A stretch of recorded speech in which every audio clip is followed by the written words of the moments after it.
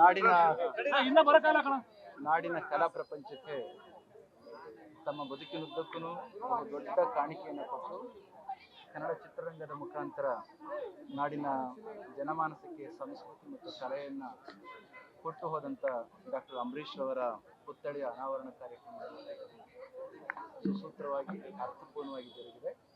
ಅವರು ಚಲನಚಿತ್ರ ನಟರಾಗಿ, ರಾಜಕಾರಣ ನೇತಾರರಾಗಿ, ಮಂತ್ರಿಯಾಗಿ, ಕೇಂದ್ರ ಮಂತ್ರಿಯಾಗಿ, ರಾಜ್ಯ ಮಂತ್ರಿಯಾಗಿ ಮಾಡಿದ ಸೇವೆ ಅನನ್ಯವಾಗಿ.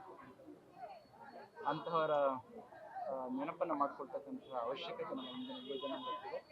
ಆ ಕೆಲಸವನ್ನು ಮಾಡಿರ್ತಕ್ಕಂಥ ನಮ್ಮ ಗೋಪಾಲ್ ಗೌಡ ಸಂಘಕ್ಕೆ ಮತ್ತು ಅಂಬರೀಷ್ ಅಭಿನಂದನೆ ಸಂಘಕ್ಕೆ ಧನ್ಯವಾದಗಳನ್ನು. ಸರ್, ಈಗ ಡಿ ಕೆ ಶಿವಕುಮಾರ್ ಒಂದು ಮಾತಾಡಿದ್ದಾರೆ ಸರ್, ಒಕ್ಕಲಿಗರ ಬಗ್ಗೆ ಮುಂದೆ ಹಡಿಯೋದು ಮೊದಲು ಸ್ವಾಮೀಜಿ ಮಾತಾಡಲಿ, ಆಮೇಲೆ ನಾನು ಮಾತಾಡ್ತೀನಿ ಅಂತ ಹೇಳ್ತಾರೆ.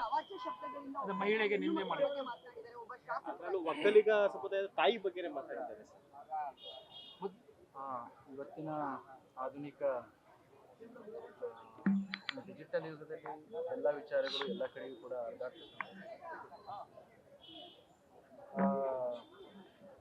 ಆಡಿಯೋ ಅಂತಕ್ಕಂಥದ್ದು ಏನಿರ್ತದ ಅದನ್ನ ನಾನು ಕೂಡ ಕೇಳಿಸ್ಕೊಂಡಿಲ್ಲ.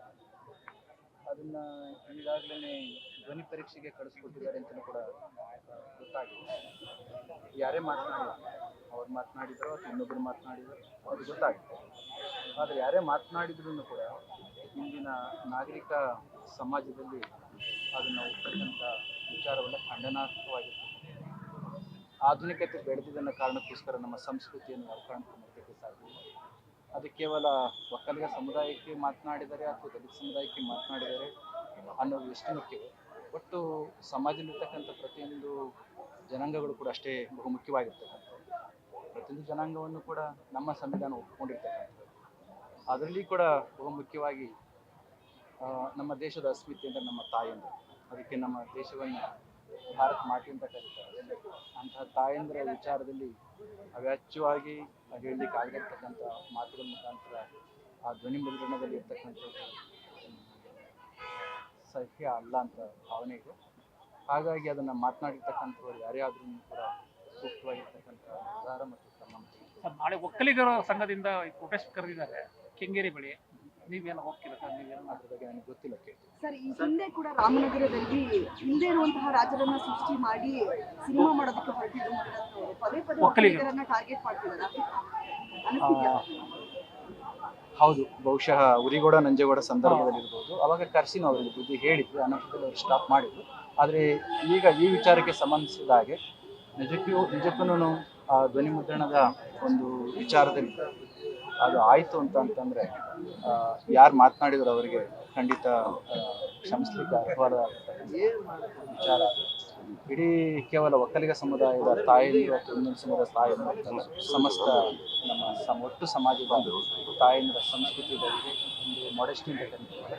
ಆ ಮಾಡೆಸ್ಟಿ ಬಗೆಗೆ ಮಾತನಾಡ್ತಾರೆ. ಬಿಜೆಪಿ ರಾಜ್ಯಾಧ್ಯಕ್ಷರ ಪತ್ರ ಗೀತ್ರ ಬರೀತೀರಾ ಸರ್, ಕ್ರಮ ಕೈಗೊಳ್ಳಿ ಅಂತ?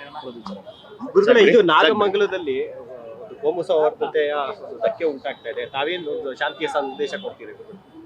ಓಕೆ, ಅದು ಆಗಿರ್ತಕ್ಕಂಥದ್ದು ಈಗಾಗಲೇ ನಾಡಿಗೆಲ್ಲ ಗೊತ್ತಾಗಿದೆ. ನಾಗಮಂಗಲ ಶಾಂತಿಯಿಂದ ಈಗಾಗಲೇ ಕೂಡಿದೆ, ಯಾವಾಗಲೂ ಕೂಡ ಶಾಂತಿಯಿಂದ ಇರ್ತಕ್ಕಂಥದ್ದು. ಆದರೆ ಇದ್ದಕ್ಕಿದ್ದಾಗ ಘಟನೆ ಆದದ್ದು ತುಂಬ ನೋವಿನ ಸಂಗತಿ. ಸಾಮಾನ್ಯವಾಗಿ ಯಾವಾಗಲೂ ಕೂಡ ಹಿಂದೂ ಮುಸಲ್ಮಾನ್ ಬಾಂಧವರು ಆ ಭಾಗದಲ್ಲಿ ಸೌಹಾರ್ದಯುತವಾಗಿ ಅಣ್ಣ ತಮ್ಮಂದರ ಹಾಗೆ ಬದುಕ್ತಕ್ಕಂಥದ್ದು ನಾವು ಕಂಡಿದ್ದೇವೆ. ಆದರೆ ಈ ಸಂದರ್ಭದಲ್ಲಿ ಇದು ಲೇಟಾಯಿತು. ಅದು ತನಿಖೆ ನಡೀತಾ ಇರ್ತಕ್ಕಂಥದ್ದು. ನಾವೊಂದು ಮನವಿ ಮಾಡ್ಕೊಳ್ತಕ್ಕಂಥದ್ದು, ನಾವೆಲ್ಲರೂ ಕೂಡ ಒಂದು ನಾಡಿನ ಮಕ್ಕಳಾಗಿದ್ದಾರೆ. ಧರ್ಮ ಬೇರೆ ಆದ್ರೂ ಕೂಡ ಮನುಷ್ಯತ್ವ ಒಂದೇ ಇರೋದ್ರಿಂದ ಕೂಡ ಸಹಬಾಳ್ವೆಯಿಂದ ಸಾಮರಸ್ಯದಿಂದ ಬದುಕುವಂಥ ರೀತಿಯಲ್ಲಿ ಬದುಕೋಣ ಅಂತ. ಧನ್ಯವಾದಗಳು.